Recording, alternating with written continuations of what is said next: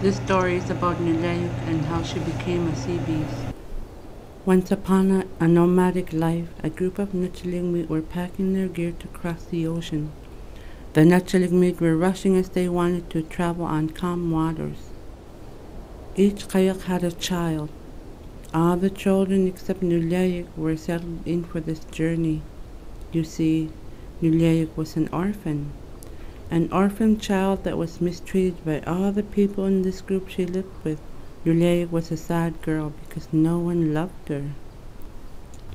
As the Netsilik were heading towards the open sea, Netsilik didn't want to be left behind. She panicked and ran to go on one of the kayaks. She was able to hop on to one of them. Netsilik thought she was going to have to fight to stay on the kayak, but to her surprise, the man that was steering the kayak didn't object or say anything at all. But all in all, the man was scheming to go into the deep part of the ocean and throw Netsilik overboard. Netsilik did not want to perish, so she latched on the kayak. The man wasn't trying to help Netsilik at all. He wanted her to die in the ocean. The man in the kayak reached for his knife and raised his arm in a high and in a forceful motion towards Netsilik's hand. She was so scared she couldn't believe what he was doing. He sliced Netsilik's fingers. Her body jerked. She was so surprised. Netsilik's fingertips were cut off and fell into the ocean, sinking slowly towards the bottom of the ocean. Netsilik horridly looked at her hands in the water, and the ringed seals were emerging out of her hand. As a human reaction, not wanting to drown, Netsilik latched on the kayak again, even though her hands hurt. In all this craziness, the man again chopped off Netsilik's fingers.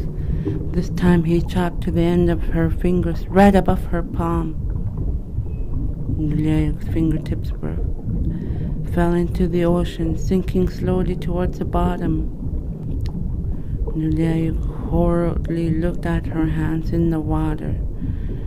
Bearded seals were emerging out of her hand. Her eyes were so wide open, so was the man.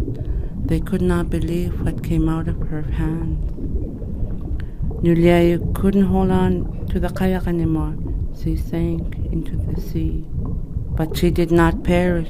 She became a sea beast that mastered and commanded all the sea mammals in the ocean. As winter came, the Netsilik went seal hunting, but there was no success for the hunters.